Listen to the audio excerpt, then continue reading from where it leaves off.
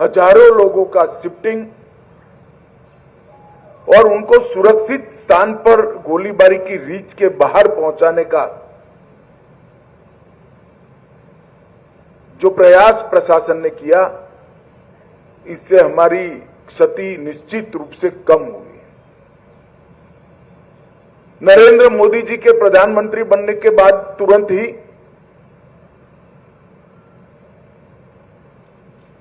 Bunkers को बनाने का निर्णय लिया गया था।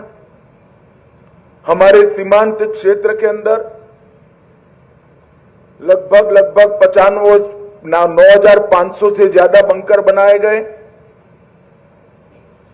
और ये बंकर इन 3 दिनों में हमारे नागरिकों की जान बचाने में बहुत काम आए।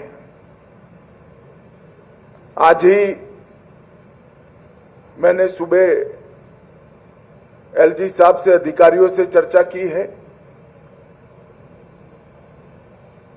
अभी की गोलीबारी को देखते हुए और बड़ी मात्रा में बंकर भारत सरकार बनाएगी, जिससे आपदा के समय में हमारे नागरिकों को बचाया जा सके।